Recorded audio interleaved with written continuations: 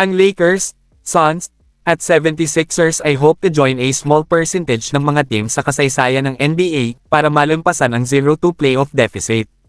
The first two games of 6 first-round playoff matchups are done and dusted, with only 2 series heading into Game 3 tied. Maaaring ito ay isang bad indicator kung paano ang playoffs para sa 6 teams na kasalukuyang nasa 0-2, kasama ang Lakers, Suns, and 76ers, habang umaasang makagawa ng malalim na playoff run. The all-time number ng mga resulta ng serye ng playoff na nagsimula sa 0-2 ay humantong sa 33 wins at 416 na losses. A staggeringly low 7.3%. Ang ilang kamakailang halimbawa ng 0-2 comebacks ay nagmula sa 2023 Warriors, na natalo sa kanilang opening 2 games sa Sacramento Kings noong nakaraang season. Ang Lakers, Suns, at 76ers ay hindi lamang ang mga koponan na hoping to overcome ang mga makasaysayang pagkakataong ito. The Magic are also currently trailing the Cavaliers, 0-2 sa kanilang first-round matchup, but the Magic didn't come into the season with title aspirations, hindi tulad ng ibang 3 franchises. Ang Lakers ay currently trailing 0-2 sa Nuggets sa unang round, na blowing a shocking 20 points na kalamangan sa Game 2, before being gamed at the buzzer by Jamal Murray.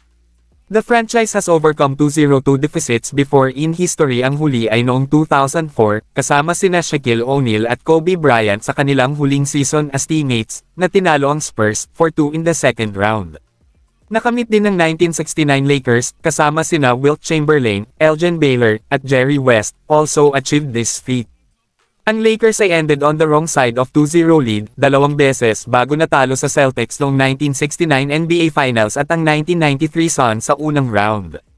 Si LeBron James ay nanguna sa 3-0-2 na comeback sa playoffs while never having squandered that lead, kaya magiging optimistic ang Lakers. Ang Nuggets ay 7-0 sa playoffs na may 2-0 series lead.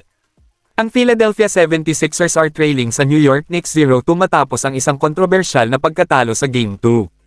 Ang 76ers ay hindi pa nakabawi sa 0-2 series comeback sa kanilang history, na nagdulot ng 2-0 lead sa 1977 NBA Finals. Ang Knicks ay blown to 2-0 leads before, parehong nangyari sa Eastern Conference Finals.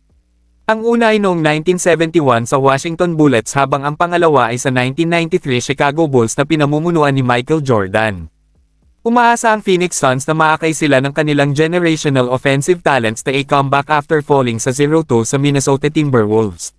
Nakumpleto lamang ng Suns ang isang 0-2 na comeback bago ang kanilang nabanggit na panalo laban sa Lakers noong 1993. Nakuha nila ang 4 na 4-0 lead na ang huling dalawang pagkakataon ay coming in the 2021 NBA Finals versus Bucks at ang 2022 second round versus Mavericks. Ito ang pangalawang pagkakataon sa kasaysayan ng prangkisa na ang Wolves ay may 2-0 series lead sa playoffs, kung saan ang huling pagkakataon ay dumating noong 2004 first round nang talunin nila ang Denver Nuggets. Ayaw nilang mapunta sa maling bahagi ng history at eager to close the Suns at mag-book ng pwesto sa round 2.